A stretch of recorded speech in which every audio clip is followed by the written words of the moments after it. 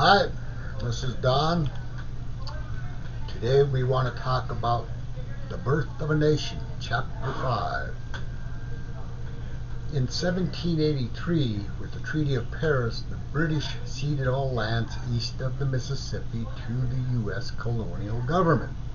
The colonial settler militias, who had intruded and killed indigenous peoples in these lands, were now unrestrained. Although the British had garnered support of Indigenous in the Revolution, they were not considered in the treaty. The scorched earth and annihilation of Indigenous now becomes unrelenting.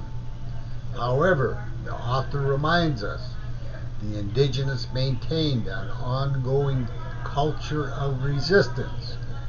Although forced assimilation and Christianization occurred, the Indigenous fought for survival and did not abandon their culture.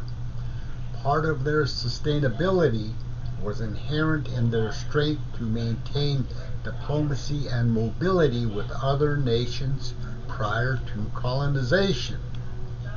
While the Commerce Clause of the Constitution treats Indian tribes as states and provides some protection, the Second Amendment becomes ingrained with settler colonist cultural roots as militias with the right to hold arms kill indigenous people.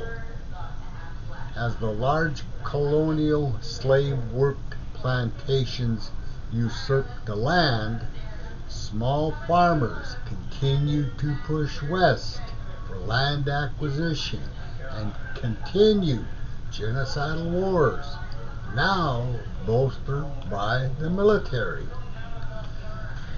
Total war erupts as Washington decides to quickly conquer and colonize the Ohio area. Even though he desires army power, he supports calling irregular Kentucky militia to remove the natives.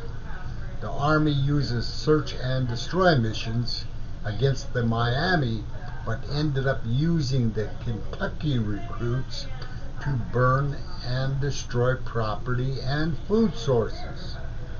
The marauding Rangers took women and children as hostages to force surrender of the indigenous groups. Yet the Indians in Ohio continued to fight while the confiscated land sales become a major source of revenue for the new government. The War Department stepped up the action and used the irregular forces to destroy food supplies and kill civilians. The conquest of Ohio resulted in the devastation of the Shawnee and their indigenous alliances. In this chapter, the author writes about indigenous experience during the establishment of the United States government. The lands east of the Mississippi to the former 13 colonies is now open for development. The former Old Northwest, including the Ohio Valley, becomes contentious as it was a former haven for indigenous people pushed across the Appalachians and the eastern seaboard. The Shawnee had regrouped under Tecumseh and his prophet brother Tenskwatawa east of the Great Lakes.